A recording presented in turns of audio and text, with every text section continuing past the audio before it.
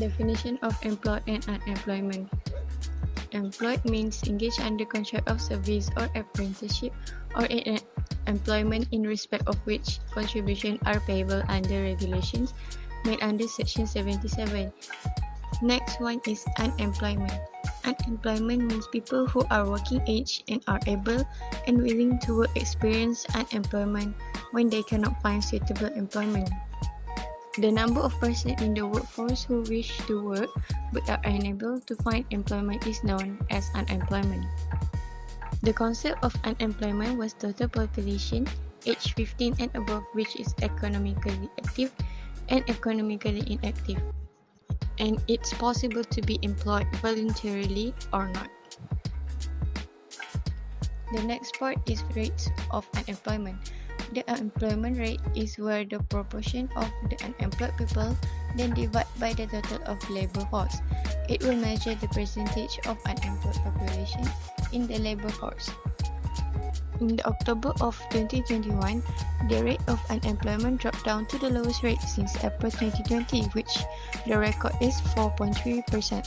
Then in September 2021, the rate is 4.5%.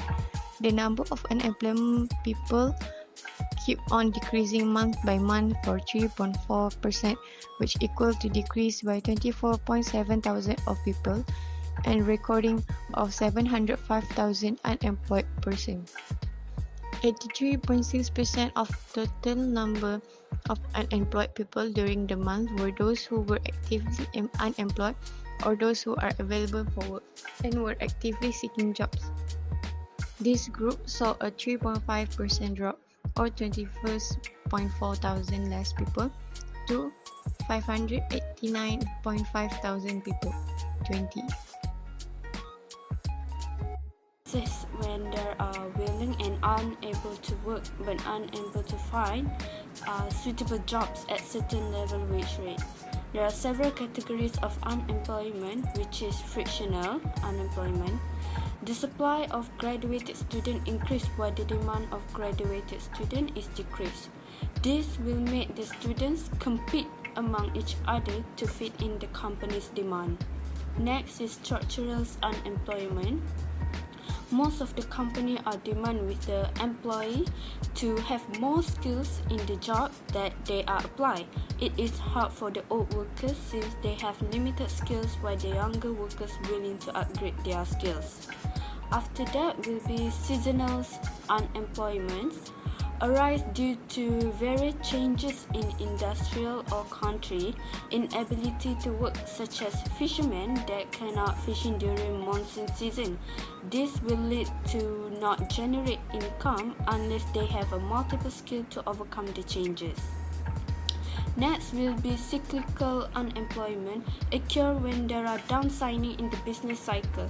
Due to recession, company will having finance difficulties such as paying company expenses that will lead to layoff workers to cover up their expenses. Last but not least will be technology unemployment. Due to technology advance, factory will be more to invest to factory rather than human. This will lead to increased unemployment. Finally, due to COVID-19, there are many impacts of the pandemic and the economic fallout has been whispered. The industry sector most affected in terms of layoff is industry related to tourism and manufacturing. These two industries are the most affected, which saw a fall in demand, especially in period 2 the last week of March, when the PKP was first implemented. Related sectors, tourism accounted for 39.0% and manufacturing accounted for 23.0% of the total lost job losses recorded in March 2020. This pandemic has had a major impact on the Malaysian economic sector. Restriction the movements introduced have caused economic activity to contract while users no longer make purchases as usual, and this leads to offer exceeding demand for goods as well as services.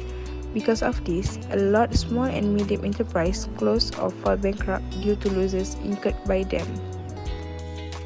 So, to begin on how to overcome the unemployment problem, Malaysia government can use expansion monetary policy to increase the supply of capital through free market.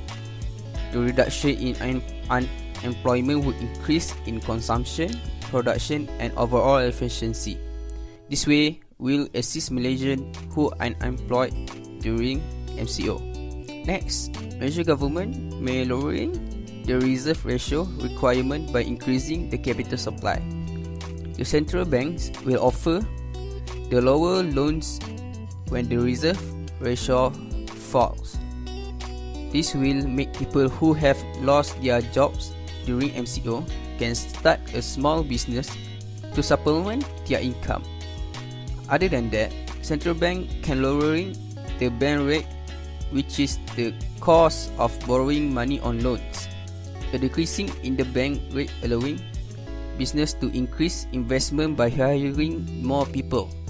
Next, Malaysia government can use direct control to combat unemployment.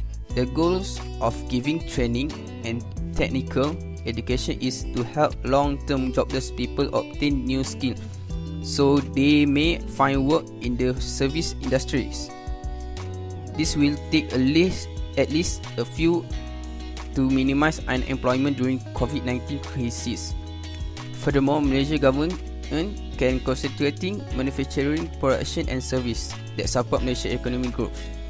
In order to attain higher productivity without incurring a large cost of movement, output must close to the resources area. Fiscal policy may reduce unemployment through increasing aggregate demand, and the government to implement expansionary fiscal policy by decreasing taxes while expanding government expenditure. Malaysia's economic policy response to the coronavirus epidemic should be divided into two parts. The first stage, actions should be done to protect the revenue and liquidity of impacted enterprises and individuals, while stage 2 actions should include a significant fiscal stimulus component and should be deployed as soon as the outbreak begins to subside and mobility restrictions are eased. In conclusion, we know that one of the economic problems is unemployment. Unemployment occurs when people are able and willing to work but are unable to find suitable jobs. Meanwhile, a person is employed or carries on a vacation, whether the person's employment is financially compensated, volunteer, or for the purpose of government or educational benefit.